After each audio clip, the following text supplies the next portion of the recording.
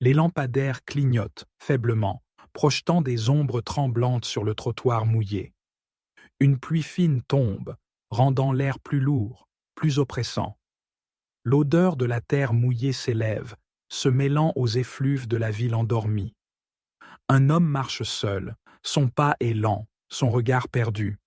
C'est Jean-Pierre, un homme brisé, un homme qui a tout essayé pour être pardonné, mais qui se sent toujours piégé.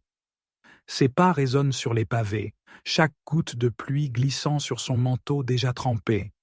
Il resserre son col, tentant de se protéger du vent mordant, mais le froid qu'il ressent ne vient pas de l'extérieur. Il est en lui.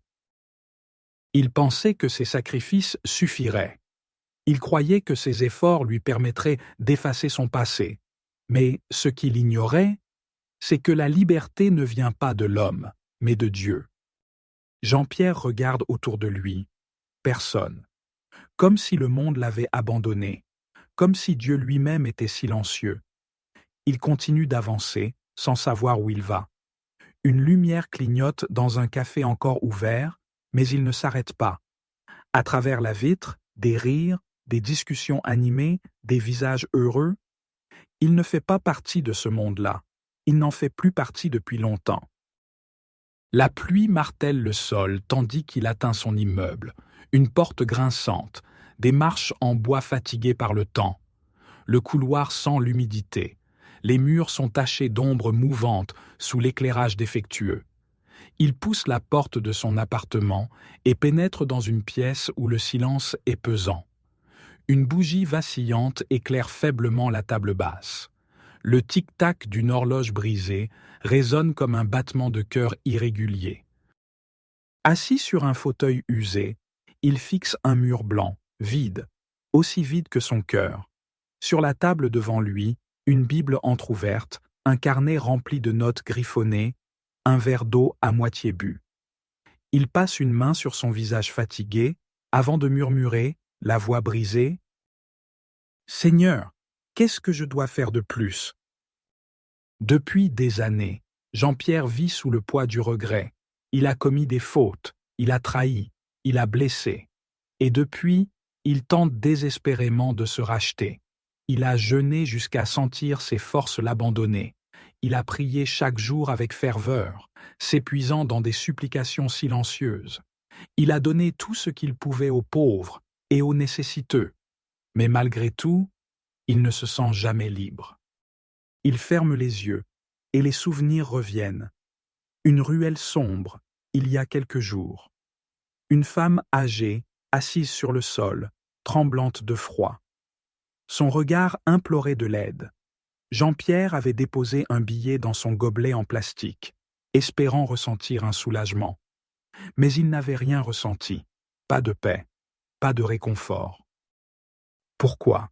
Pourquoi je ne ressens pas la paix? La réponse, il ne la connaissait pas encore. Il s'était alors tourné vers le seul homme qui pouvait peut-être l'éclairer, le pasteur Emmanuel. Le bureau du pasteur était modeste, simple, mais empli d'une paix inexplicable. Une croix était accrochée au mur. Une étagère remplie de Bibles et de livres théologiques témoignait de son amour pour la parole. Jean-Pierre s'était assis en face de lui, les mains jointes, le regard fuyant. « Pasteur, j'ai tout essayé, le jeûne, la prière, les offrandes. Mais je ressens toujours ce vide. J'ai l'impression que Dieu ne me répond pas. » Le pasteur l'avait observé, son regard empli de compassion. « Mon fils, qui t'a dit que tes efforts te sauveraient ?» Jean-Pierre avait froncé les sourcils, troublé. « Mais je veux montrer à Dieu que je suis digne de son pardon. » Le pasteur avait alors ouvert sa Bible et lu lentement. Éphésiens 2:8. Car c'est par la grâce que vous êtes sauvés, par le moyen de la foi. Et cela ne vient pas de vous, c'est le don de Dieu. Un silence. Tu crois que c'est ton jeûne qui lave tes péchés? Tu crois que c'est ton argent qui rachète ton âme? Non, Jean-Pierre. Seul le sang de Jésus peut le faire. Jean-Pierre avait senti son cœur se serrer. Alors pourquoi je ressens toujours ce poids? Le pasteur l'avait regardé avec douceur, avant de répondre. Parce que tu n'as pas encore accepté la vérité. Tu crois encore que ton salut dépend de toi, alors qu'il dépend uniquement de Jésus. Il ouvrit à nouveau sa Bible et lut. Galates 5:4. Vous êtes séparés de Christ, vous tous qui cherchez la justification dans la loi. Vous êtes déchus de la grâce. Jean-Pierre sentit un frisson parcourir son échine. Tout son être semblait crier contre cette vérité. Et pourtant, les paroles du pasteur tournaient encore dans la tête de Jean-Pierre, alors qu'il marchait sous la pluie battante. Son manteau trempé collait à sa peau, mais il ne s'en souciait pas. Il ne pensait qu'à une chose. Se pourrait-il qu'il ait eu tort tout ce temps? Il s'arrêta brusquement devant une vitrine éclairée. Une télévision à l'intérieur diffusait un reportage religieux. Un prédicateur parlait avec force, sa voix résonnant même à travers la vitre. Le carême ne te sauvera pas, le jeûne ne lavera pas tes péchés, les sacrifices humains ne suffisent pas. Jean-Pierre sentit son cœur battre plus vite. Il ferma les yeux. Des souvenirs ressurgirent. Les heures passées à jeûner dans l'espoir d'être purifié. Les nuits de prière à genoux, demandant pardon encore et encore. Les bonnes actions faites par peur du châtiment, plutôt que par amour. Il eut un vertige. Tout ce qu'il avait cru jusque-là était-il un mensonge? Il ouvrit les yeux et sans réfléchir, il se dirigea vers une église encore ouverte. À l'intérieur, l'endroit était silencieux, paisible. Une lueur douce émanait des vitraux colorés. Jean-Pierre avança lentement, son souffle saccadé. Il s'agenouilla devant l'autel, les mains tremblantes. Il leva les yeux vers la croix suspendue devant lui. « Seigneur, je comprends maintenant. » Et à cet instant, quelque chose changea en lui. Un poids s'envola, une chaleur douce envahit son cœur. Pour la première fois, il ne priait pas pour essayer d'être pardonné. Il croyait simplement que Jésus l'avait déjà fait.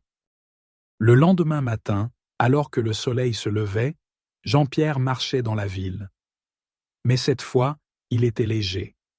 Il n'y avait plus cette ombre sur son visage, plus ce fardeau sur ses épaules. Tout était différent. Chez lui, il ouvrit sa Bible et relut. Jean 3:16. Car Dieu a tant aimé le monde qu'il a donné son Fils unique, afin que quiconque croit en lui ne périsse point, mais qu'il ait la vie éternelle. Un sourire se dessina sur son visage. Je suis libre. Que cette vérité transforme ta vie. Si cette histoire t'a touché, alors n'ignore pas cet appel. Dieu t'aime sans condition, et son pardon est un cadeau gratuit. Écris « Je crois » en commentaire si tu acceptes cette vérité et que tu veux marcher dans la grâce de Jésus-Christ. Partage cette vidéo pour toucher d'autres cœurs et permettre à ceux qui cherchent la vérité de la trouver. Abonne-toi maintenant pour recevoir d'autres enseignements puissants et grandir dans ta foi. Que la paix et l'amour de Christ soient avec toi.